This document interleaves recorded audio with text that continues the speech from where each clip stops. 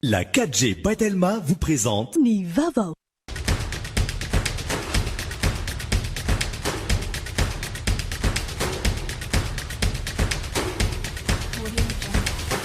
Noltranao ny fampalalam-baovao.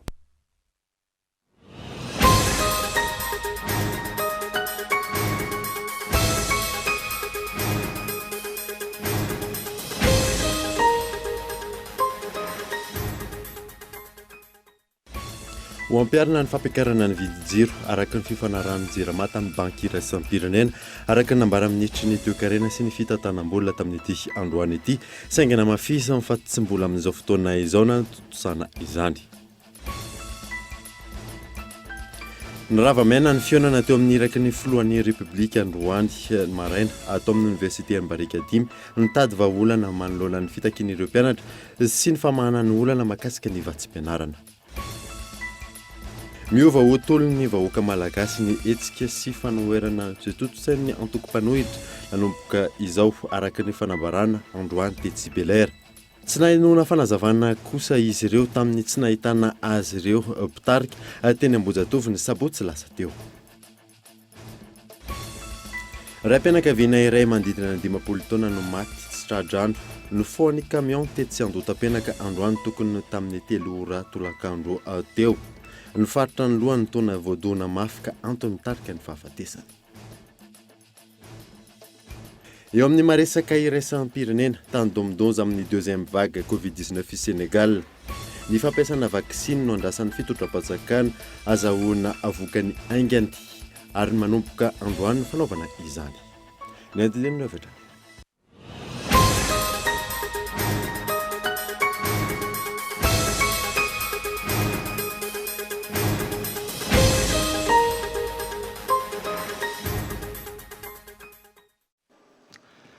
Finaritra tompoko lahy sy tompoko vavy fotoana vaovao eto amin'ny politika manasanoara anaraka izany hatramin'ny farany.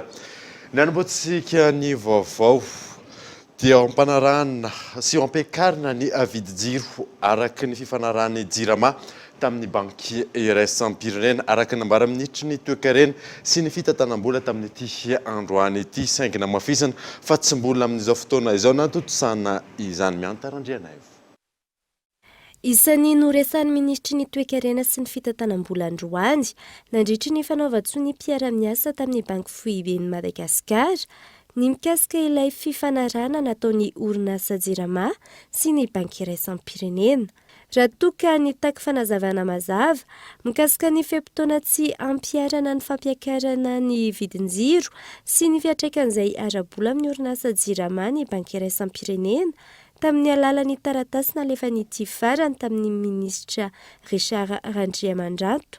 Namafisy ny ministra ity fa hiatra eto Madagasikara io fampiakarana ny vidin-jiro io na ilay hoe tarif optima androany.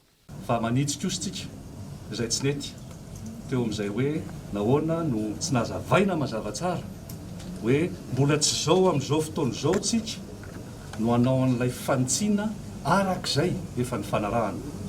Ary tsy maintsy ho atao nefa izay lafin'izay fa mbola vanim-potoana misahirantsika amin'izao fotoana izao.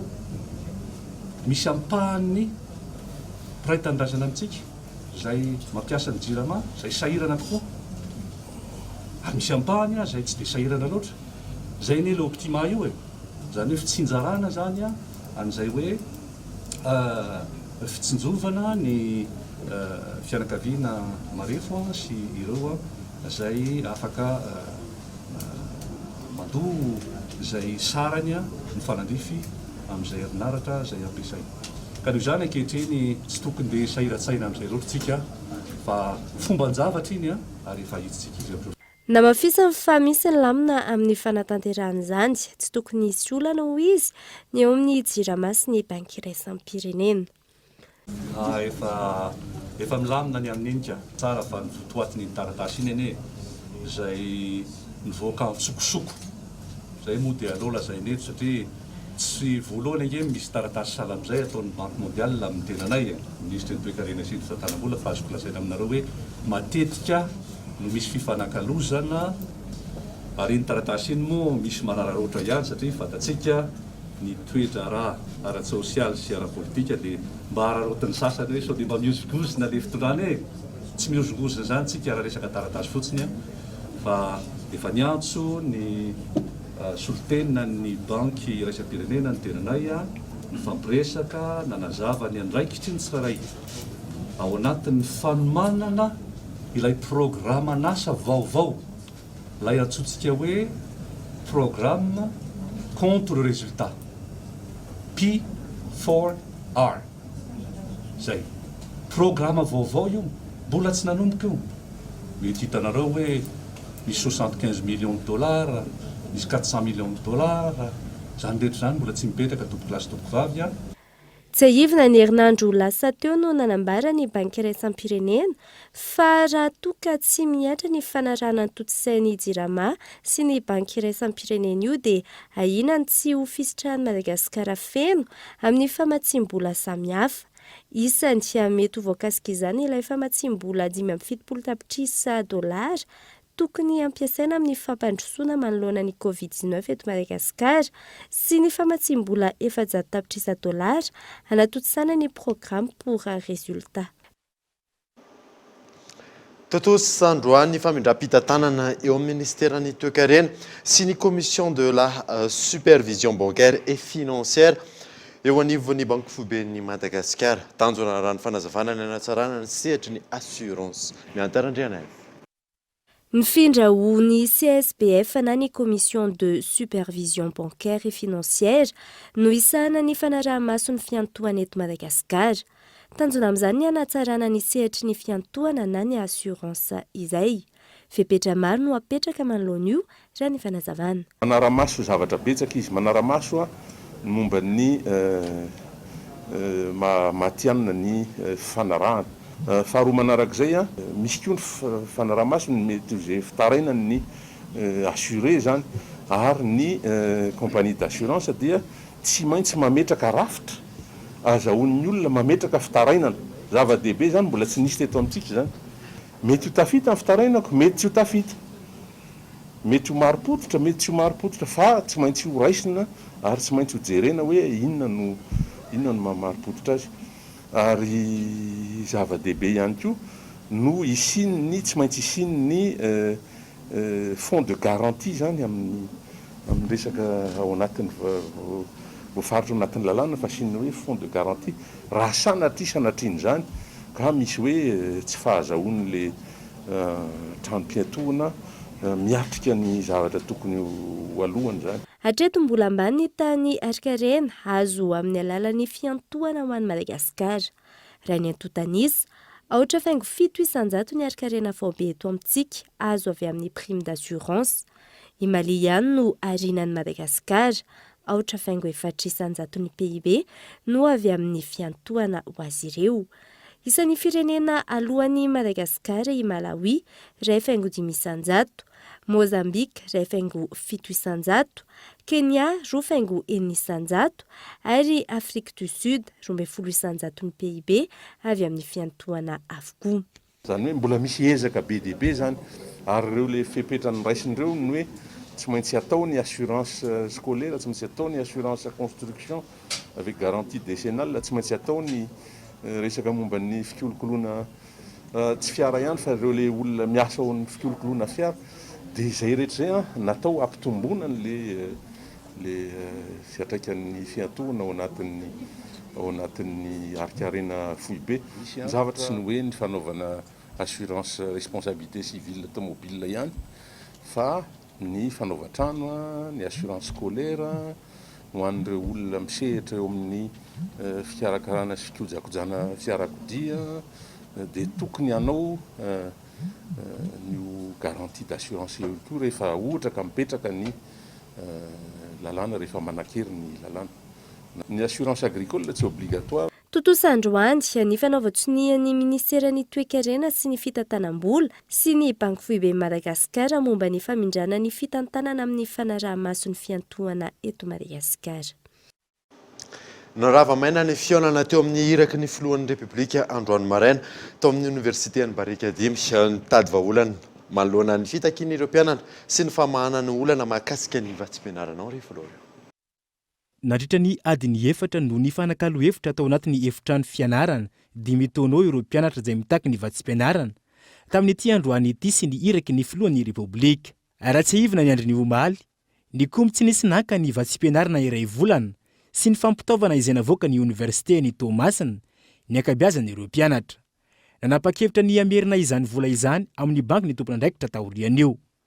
Ny tio androany ny savorovory tao anatin'ny faritry ny université. Tonga tany an-toerana raha teo ny iraky ny filoham-pirenena, nandamina ny raharaha. Nampafantarina teto ny fandraisan'ny fiadidinan'ny repoblika an-tanana, ny fandoavana ny vatsim-pianarana ambiny, izay tsy mbola voafaritra mazava ny fehim-potoana sy nisany volana andraisany izany vatsim-pianarana izany. Efa misy bourse 1 mois plus équipement lasana any amin'ny compte université araka ny fantatrantsika jiaby. Fô narena angatoka hoe zeheo tsy magneky 1 mois foagna zegny fô ataovy 4 mois izy plus équipement. De ny marimaritra iraisana zegny zaho mola zegny volagna aminare zaho volagna zegny tsy président edy e. Fô amin'ny fahasahiranana misy amin'izao ke io sarotry ny azahoanare 4 mois. Ny antony de tsotra be. Niteraka fimenomenomana tao anatin'ny efitranon'ny vorona io tolo-kevitra naroso ny iraky ny filoham-pirenena io.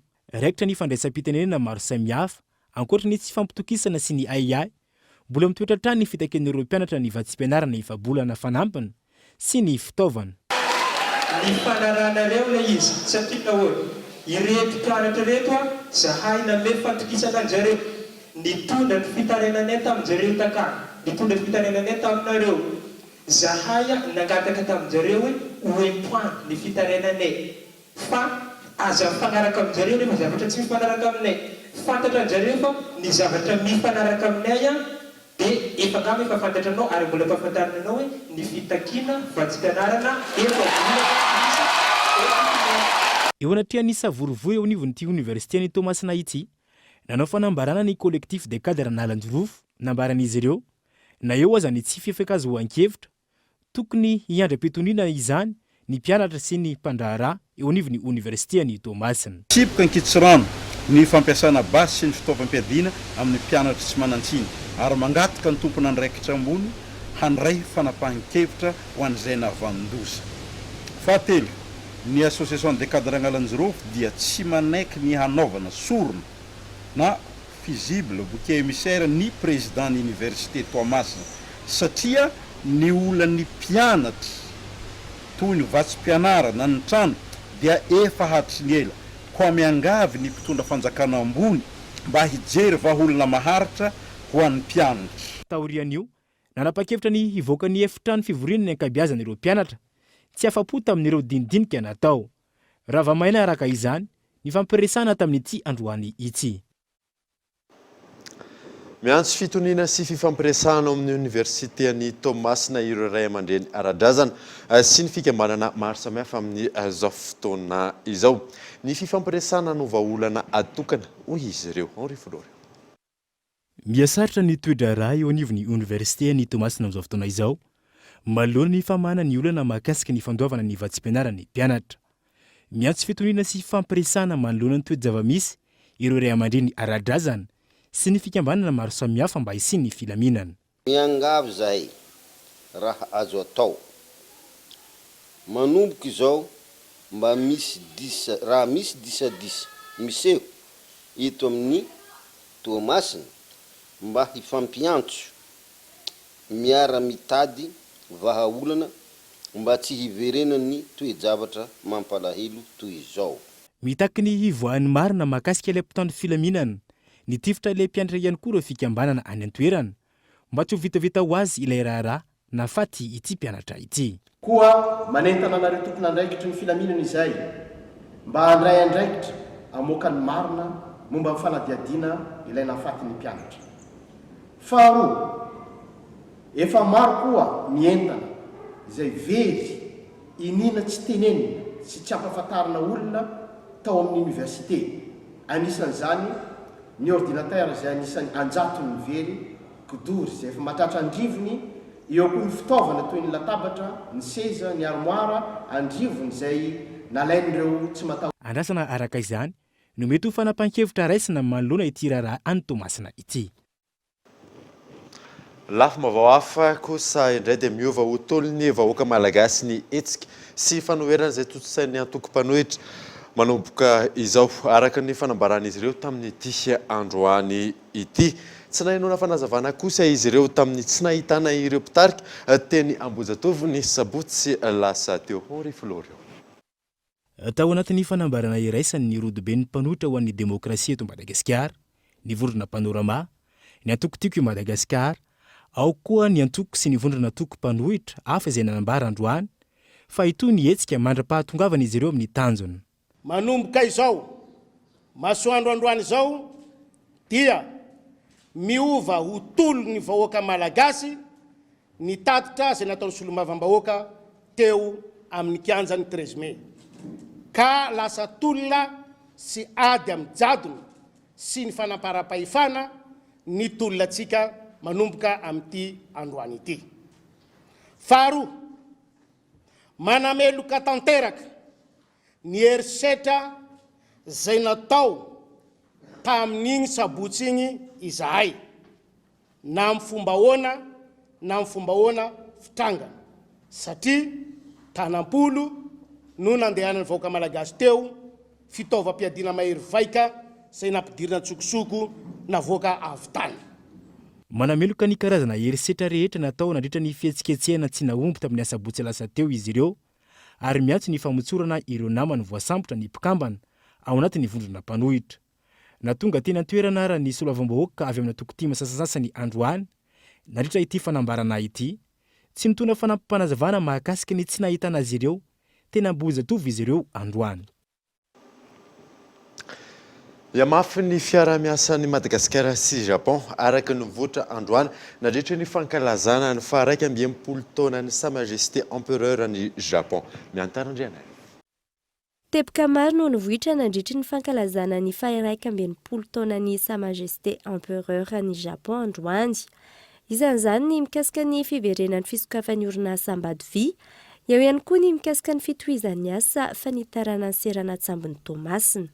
Io moa zany resaka orinasa tsy miankina fa ny efa miezaka zany izy ny amerenana ny fiasanao ary efa nangataka atao ministeran'ny rarambahiny izy mba mampoditsy kelikely ireo olona satria rehefa tonga ny coronavirus voatery nandeha daholo izy dia moditsy kelikely efa misy programme zany natao hoe misy ny tonga efa tamin'ny volana décembre tamin'ny taona lasa dia tonga tsy kelikely izy satria izay ny ahafahana manao an'le redémarrage final. Fa tsy miara tonga daholo zany le anarivo ny mpiasa ao fa tsy maintsy tonga tsy kelikely arakaraky ny fameloman'andray mandray amin'ireo milina sy ny asa. Donc c'est dans un premier lieu, c'est l'Ambatovy qui décide. Ny Ambatovy ihany no manapa-kevitra hoe oviana no iverina ny fisokafany. Fa afaka lazay kosa fa afaka manantena amin'izay isika fa andeha tsara ny fizotrin'ny famokarana. Mikasika ny asa fanitarana ny serana Tsambo any Tomasina kosa. Fantatsika fa efa manakaiky ho vita ny dingana voalohany amin'ny asa io saingy noho ny Covid-19 dia somary nisy fahatarany ny asa. Na izany aza, vonina isika amin'ny fidirana amin'ny dingana faharoan'ny asa. Notsindriko tamin'ny kabary nataoko teo fa afaka herinandro vitsy no hitohizan'ny asa io. Etseka ilan'izay tsy namaly mazava ny fangatahana ireo mpisehatra amin'ny fizahantany ministry Ndrarambahiny androany mikasika ny fangatahana ny ho fisokafan'ny sistany manomboka ny volana aprily izao. Hatramin'izao mbola tsy misy mifanapa-kevitry ny gouvernemanta vao hisokatra amin'ny volana avril ny fizahantany. Etaety zany fa hatramin'izao mbola tsy misy mifanapa-kevitra amin'izany fa marina vao ilaina ny famerenana ny fizahantany fa io miankina amin'ny fizotrany sy ny hoe fandrosiny ny toe-pahasalamana ivelany satria raha sanatria zany tsika hoe manokatra an'io fantatsika fa any ivelany mbola misy anarivo maty isan'andro dia hoe rehefa tonga aty dia ahoana indray zany matao ndraiky tsy maintsy jerena tsara aloha hoe efa azo atao ve no mampiditra olona anao tourisme aty tsy misy faneriterena miankina amin'ny fahasalamana any ivelany. Namafisy ny rotonta androany fa ho hatsaraina hatrany fiara-miasa Madagasikara sy Japon tetika samaro no iarana ho tanterahana amin'izany. Saika nanatrika ny fankalazana androany ankilany ny olo-manan-kaja sy ireo mpikambana eo anivon'ny gouvernemanta sasany mpiara-miominantoka sy ny maro hafa.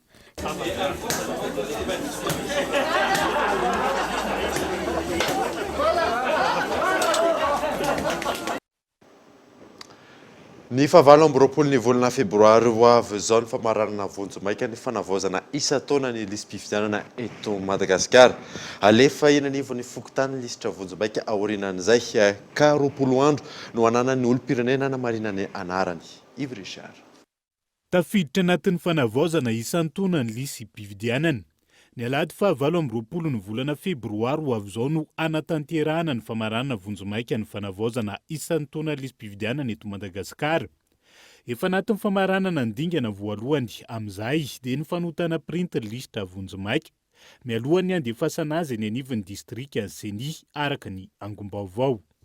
Manomboka rahampitso dia tsy maintsy tonga any amin'ny renivohitry ny distrika ireo le lisitra vita print ireo zany ireo no ampiasaina amin'ilay famaranana vonjomaika ny lisitra. Ny rafitra zay anatanteraka ny famaranana vonjomaika ny lisitra moa dia eo ny any amin'ny ratsamangaiky ny Seny zany mpikambana ao anatin'io dia ny fiarahamonim-pirenena ny solitena avy amin'ny antoko politika ihany koa dia mpikambana ao anatin'izay le rafitra mpamarana ny lisam-pifidianana izay. Aorian'izay no andefasana lisam-pifidianana vonjomaika ny anivon'ny fokontany. Manana roapolo andro aorian'ny fandraisan'ny fokontan'ny lisitra indray arak'izany manomboka eo ny olom-pirenena na izany amin'ny fampidirana ny anarana anaty lisam-pifidianana na amin'ny fitondrana fanitsiny. Raha toa ka misy fahadisoana moa zany dia eo ihany izy dia miteny amin'ilay CLRE lay rafitra ifotony misana ny fanisana mpifidy mba hitondrana fanitsiana amin'izay mety ho fahadisoana mahakasika ny mombamomba azy zay. Raha toa ka latsaka tsy ao anatin'ny lisitra izy manao fitarainana amin'ny CLRE dia mijery moa zany ny CLRE raha toa ka mahafeno ny fepetra amin'ny soratany anarana ao anatin'ny lisitra izy efa nanao ny fombafomba nefa tsy tafiditra tao anatin'ny lisitra dia manapa-kevitra mampiditra azy ao anatin'ny lisitra. Ankilany tsy mbola misy hatreto ny fanairana na fangatahana ny tetiandro mpifidianana. Ataon'ny fahefana mahefa ny Seny mahakasika ny fifidianana tokony averina eto amin'ny tany sy ny firenena na izany na tsy izany. Miantso n'olom-pirenena tsy hankanavaka anamarina ny anarany mandritra ny fandalovan'ny lisitra eny anivon'ny fokontany ny voameram-pirenena mahaleo tena misana ny fifidianana hisorohana ny tsy fahatombanana isan'ny tokony. Manomboka miditra amin'ny digitalisation ny université Ampanjakana ka ny université Antananarivo no nisatatra izany tamin'ny ity androany ity. Isan'ny tanjona ny hanamorana ny fizarana ny vatsim-pianaran'ny mpianatra. Sabrina Ararso. Miroso amin'ny fanarana ny fenitra iraisam-pirenena ny Université Mpanjakana eto Madagasikara, nanomboka ny processus de digitalisation ho an'ny mpianatra ao amin'ny Université Antananarivo ka ny faculté de médecine no nisantatra izany androany. Napetraka ny paikady mba hanatambarana iray ny lisitra ny mpianatra rehetra. Ialana izany manoloana ny fahasamihafan'ny atotanisa eo anivon'ny tompon'andraikitra tsirairay noho ny fisian'ny doublon. Ho voamarina araka ity fepetra napetraka ity ny antotanisa marina an'ireo mpianatra tokony hisitraka ny vatsim-pianarana. Société numérite no anarany izay no safidian'ny fiadidian'ny République iaraha-miasa zany sy ny postra malagasy. Ny fanatotoloana zany izy io.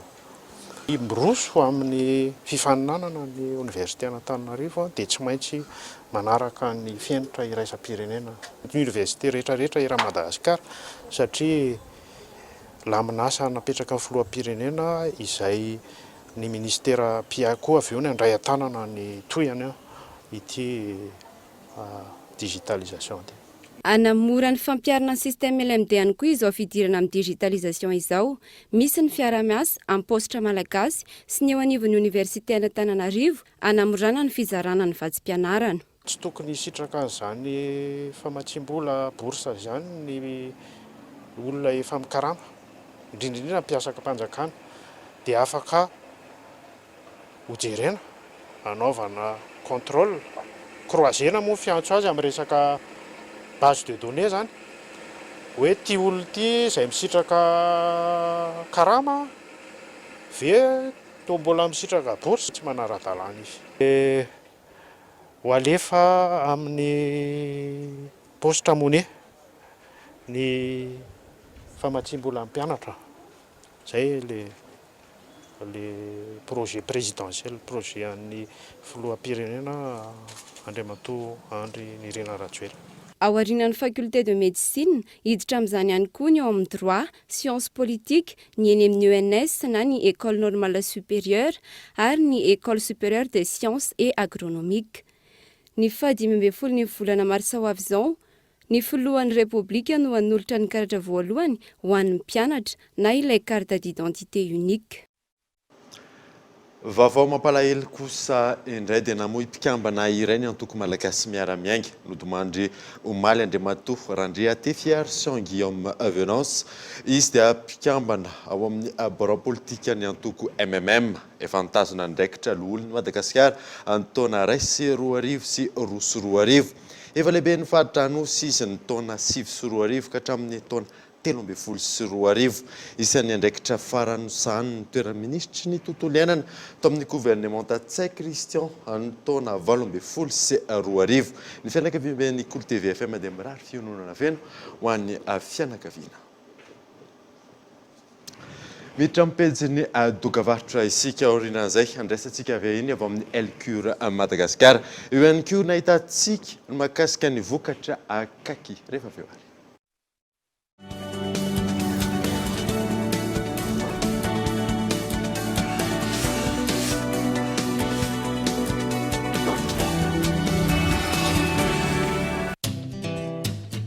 Ravaka no anarako, nanana nofinofy ahatra amin'izao mbola kely, nanomboka tamin'ny zavatra kely, vola madinika tao anaty boatin-drakitra. Mialehibe nataoko ampafinaretana ny zavatra rehetra. Dia ny fanotsy tamin'ny vola, mpiara-dalana azo antoka, ka ny telefoniko no lasa boatin-drakitra. Manangom-bola isan'andro miaraka amin'ny vola, naiza misy ahy. Miaraka amin'ny vola, afaka mindram-bola eo koa ka tanteraka ny nofinofika. Mila avance, M-vola avance. M-vola avance, eo hatramin'ny 500 000 ariary. Antsoiden'izao ny dièse 111 étoile 1 dièse. M-vola, tsotra, aingana, azo antoka.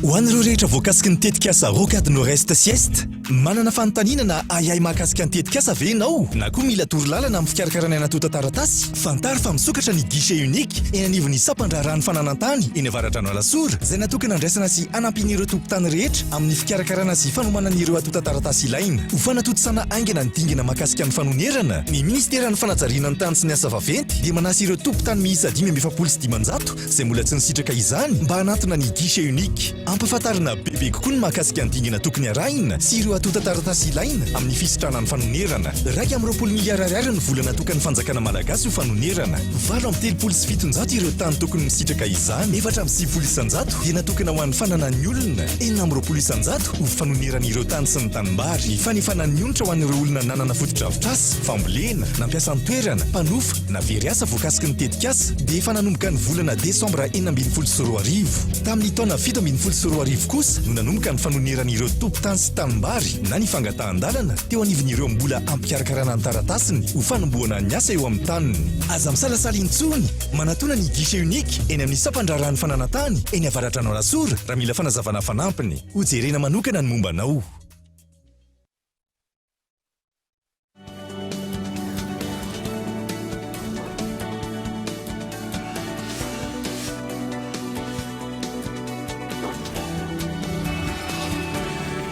Manambahiny sampana fampalalam-baovao amin'ny dialina ity tsy izany fandriamatoa Mahatsara Hermanina izay tale général ny Elcure Madagasikara. Miarabanao tonga soa atao anatin'ny fampalalam-baovao. Fantaniana petraka aminao voalohany inona zao ny hetsika izay karakarainareo amin'ny Elcure Madagasikara.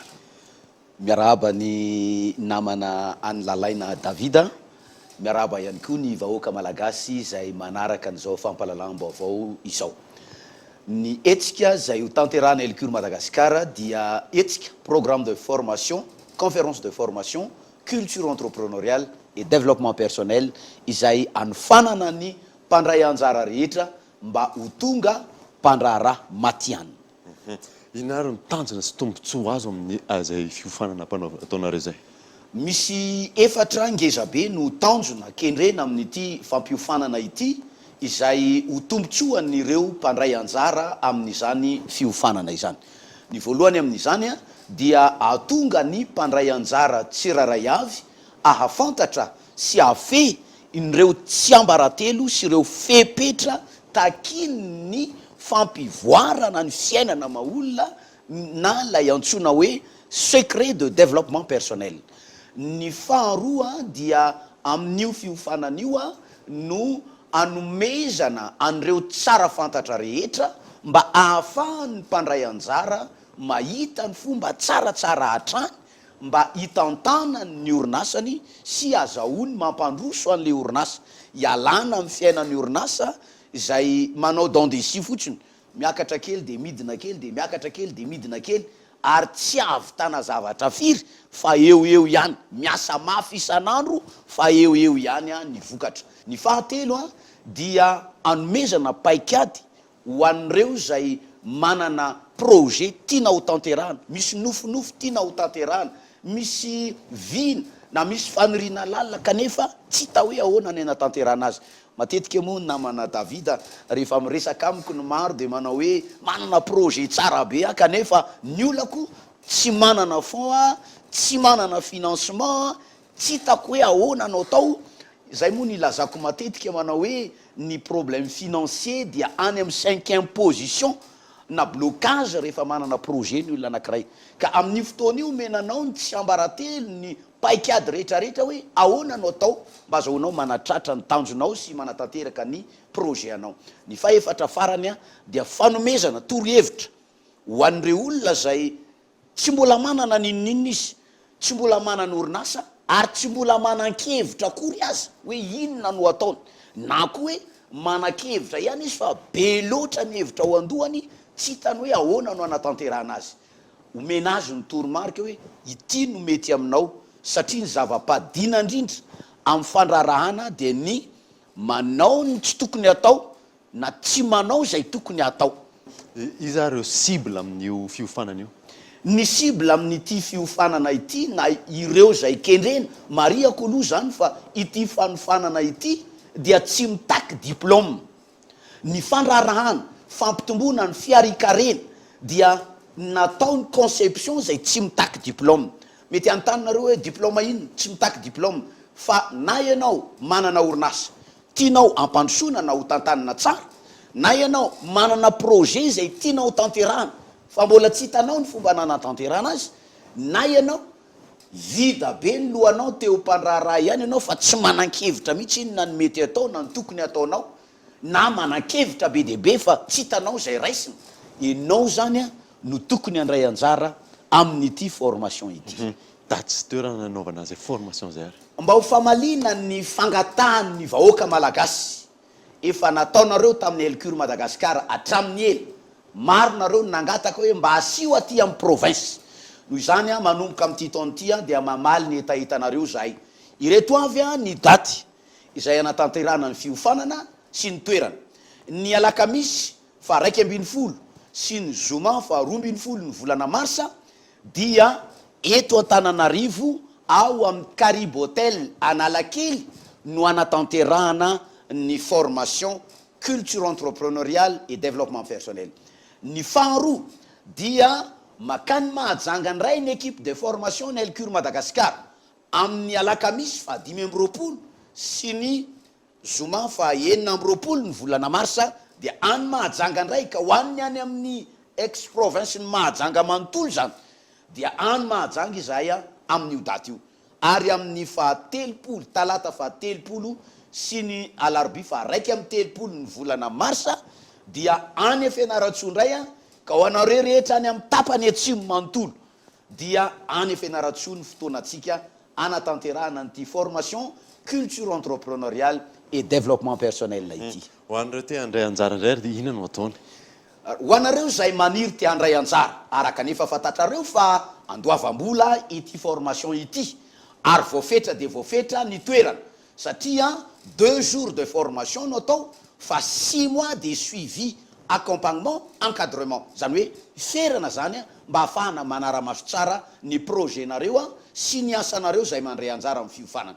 Noho izany mila misoratra anarana mialoha izay rehetra te handray anjara dia miantso anyity laharana antaraby omeko ity ianareo ahafahanareo mandray ny fanazavana fanampiny ary anomezana anareo ny procédure mba hisoratana anarana 034 20 208 12 034 20 208 12 io no antsona dia mahazo ny fanazavana feninareo a ary atoro anareo zao no atao a mba ahafahanareo misoratra anarana mialoha azahoanareo mandray anjara amin'ity fanofanana ity.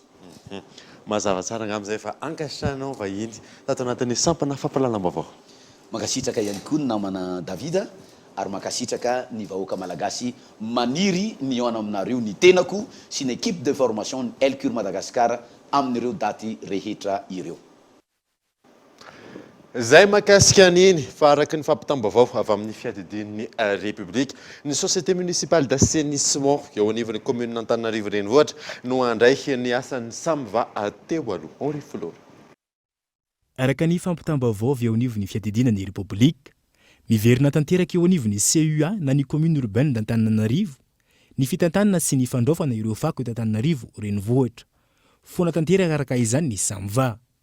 Tontotsa izany nandritra ny filan-kevitry ny gouvernement tafarana izay nanapaka fahaoravana ny rafitry ny samyva teo anivon'ny ministera ny rano ny fahadiovana ary ny fidiovana amin'ny maha établissement public azy. Efa tafitsangana ny rafitra vaovao antsina hoe société municipale d'assainissement eo anivon'ny commune Antananarivo renivohitra ka izy indray no handray ny asan'ny samyva rehetra teo aloha sy ny fitaovana rehetra teo am-pelantanany samyva. Isy ny fanamboarana ireo bouche d'incendie misa enina eto andrenivohitra entina miady amin'ny aitrano izay ny votoatin'ny fifanaraha tsony teo amin'ny ben'ny tanàna Antananarivo sy ny tale général-ny trampiantoana aro tamin'ity androany ity Michel Aranarzo. Ento misorika ny aitrano eto andrenivohitra ho amboarina ireo bouche d'incendie miisa enina manodidina ny Antananarivo Analakely, Ampifloha sy Ankorondrano. Ny fahafahana manana bouche d'incendie akaiky ny toerana misy ny rehetana no fanalahidy voalohany amin'ny famonany ho avoa araky faran'izay aingana indrindra. Anatin'ny vina ao anatin'ny fitaomisy taona manaraka ny fampitoloana anisan'izy ireo. Ka raha ny sitsiny raha ny sino aloha no ataontsika izay mampandeha azy voalohany mirosy ihany koa tsika amin'ny fanitarana azy. Nanentin'ireo olona manana trano izay tafiditra ao anatin'ny bouche d'incendie ny commune Antananarivo renivohitra mba hanisaka izany. Isy ny fepetra izay horaisina ho andrem-bola minitsy manao izany. Ny tranon'ny olona ny bouche d'incendie ary ampitoana koa fa efa nanao fanadihadiana ifotony ny commune urbaine Antananarivo amin'ireo bouche d'incendie any an-tranon'olona ary efa nandraisana fepetra izy ireo ary manara-maso ny fanisahana an'ireo izay. Maro ny efa nanisaka mbola misy ny malaindaina izay ankahirezina anao ny fanisahana izay. Raha tsy izay dia ho avy ny fandraisana fepetra araky ny lalàna sy ny tsipika ny tanàna. Hatramin'ny androany miisa 720 ireo bouche d'incendie eto Antananarivo. Totosa androany tetsy amin'ny commune Antananarivo ny fifanaovantsy ny mpiara-miasa teo amin'ny ben'ny tanàna Antananarivo sy ny tale général ny trano mpiantoana aro entina miady amin'ny aitrano. Tsy mbola tafaverina amin'ny asana akamaroan'ny olona very asa nandritra ny fotoana nampirongatra ny vanin'aretina Covid-19 miaina anatin'ny fasahirana tanteraka ny 700 izy ireo indrindra ireo indrindram-bola na manana fifanarahana tamin'ny banky Yves Richard. Eritona katroka ny volana martsa ho avy zao no very asa ny akamaroan'ny olona ny asa teny anivon'ny orinasa maro indrindra ny voakasika amin'ny vantany Covid-19 maro ny fasahiranana nolalovana nandrotra izay. Isan'ny tondra faisana nanana fifanarahana manokana tamin'ny banky. Nenay zao tena tapaka be ny fikatonana dia tondra resaka bancaire zany tonga dia anao no miezaka hoe ahoana ny anefako ny volako any dia resaka fitsaboana tena koa manao traitement mitoy tonga dia tsy maintsy mandeha dokotera libre ianao. Dia ny fitadiavana asa totona tena tao anatin'ilay krizy. Efa ho herintaona mihitsy zao zay tsy niasa dia tena mafy satria sady tao anatin'ilay confinement izay najanona tamin'ny asa nefa tsy nahazo vola mihitsy, tsy nahazo inona. nandray anjara tamin'ny fanampiana azy ireo arak'izany ny knaps fa nomezana toro lalana sy fiofanana no tantsoroka ny entiny indrindra ho an'ireo mpikambana nandola atsakemboka ara-dalàna. Maro ny tanjona ka isan'izany ny fanamorana ny fidirana eo amin'ny sehatry ny asa. Mitady ny asa moa zany samy mitady ny asa iny ihany fa naizana tsany ary zareo mpiara-miombona antoka amin'ny CCIFM ireo ihany koa dia manana atao hoe fakalalana amina toeram-piasana maromaro dia afaka manome torohevitra ihany koa izy ireo zany hoe aria mety mitady olona manana an'ity traikefa na fahaizana nananao ty dia manampy zany izy ireo afaka manampy izy ireo amin'izay fa tsy maintsy le olona ihany no mitady ny asa zany. Nanaraka an'ity fifanana dia 770 sy 300. Tamin'ireo olona 770 sy 300 nanaraka fiofanana nanomboka ny volana Desambra. Androany no notolorana mari-pahaizana ireo mpiofana 250 nandray anjara nandritra izany. Lafo mavao hafa kosa indray dia iray mpianakaviana iray manodidina ny 50 taona maty tsy tradrano no foan'ny camion tetsy Andotam-pianaka. Androany tokony tamin'ny 3 ora folakandro teo ny faritra ny lohany ny tena voataona mafy ka antony tarika ny fahafatesany. Ialana tsiny tamin'izay mety hotohana amin'ny sary fandahoary ho arahantsika ny sombony tamin'izay.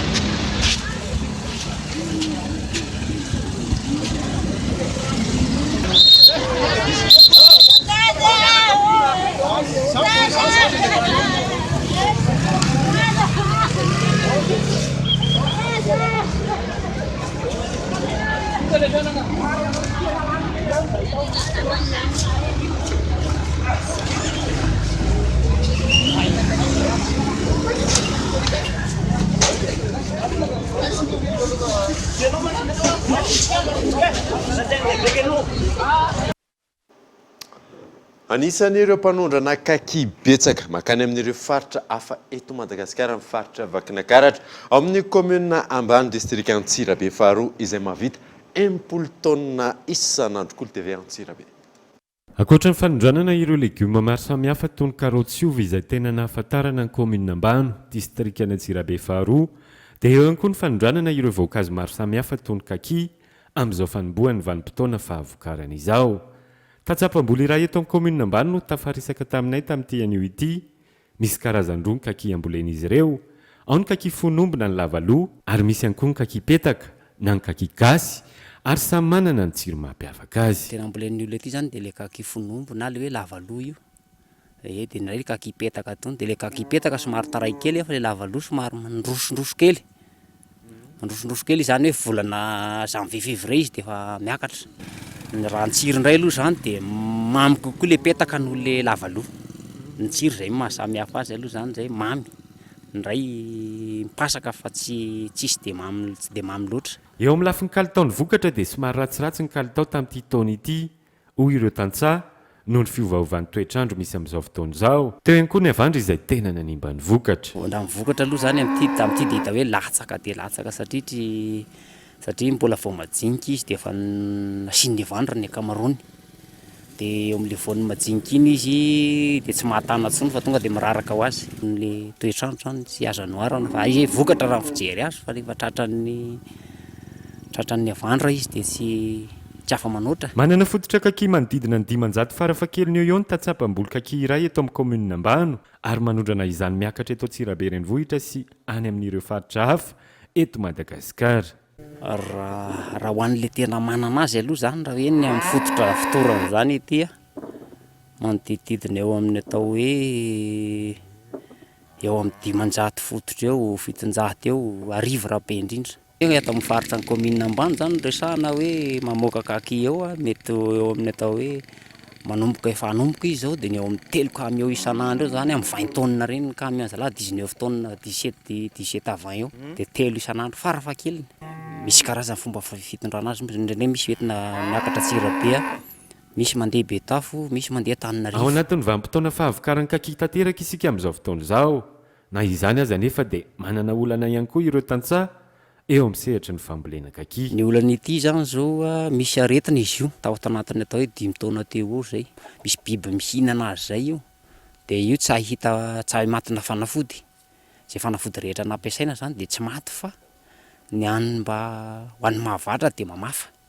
Fafana izy fa izy miraikitra amin'ny tahona kaki io no ataony. Fa raha io tsy fafanao tsy karakaraina koa dia tonga dia tsisy voaniny na zay ray aza. Araka izany dia anisan'ireo voankazo manan-karena vitamina sy otrikaina maro ny kaki ary tsara ny mihinana azy io indrindra fa amin'izao vanim-potoana fahavokarana izao. Maresaka iraisam-pirenena kosa indray dia tany domidoza amin'ny 2e vague ny Covid-19 i Sénégal. Ny fampiasana vaksiny no andrasan'ny fitondram-panjakana azahoana avokany aingana izay nanomboka tamin'ity androany ity fanadina. Manoloana ny fianakavana Covid-19 ao Sénégal, efa tonga ny antoerana ny vaksiny hoenty miatrika ny valanaretina. Androany no nanomboka ny fanaovam-vaksiny ka mipiasa amin'ny fahasalamana manodidina ny 2 alina no lahara-pamena amin'ny fisitrahana izany. Nanokafana ny fanaovam-vaksiny ihany koa ireo tompona ndraiky mpanjakana any antoerana, ampitondra fivavahana sy ny maro hafa. Anomboka raha ampitso araka izany fitsinjarana ny vaksiny manerana ny faritra 4 any Sénégal. Isanojerena manokana anatin'izany ireo maheriny 10 taona, ampitandro filaminana sy ny maro hafa. Izany hitarina araka ny fahazoan'ny fitondram-panjakana vaksiny ny olona isitraka izany. Tanjona ny anaovam-vaksiny olona 9 tapitrisa hatramin'ny farany taona. Isany mafy araka izany fifampidiniana eo amin'ny Sénégal sy ireo firenena mpamatsy ny vaksiny, indrindra i Rosia, anatrarana ny fanampy. Dia izay mamarina vaovao tamin'ity androany ity ankasitrahana ianao nanaraka izany. Mandrosoasina daholo tompoko.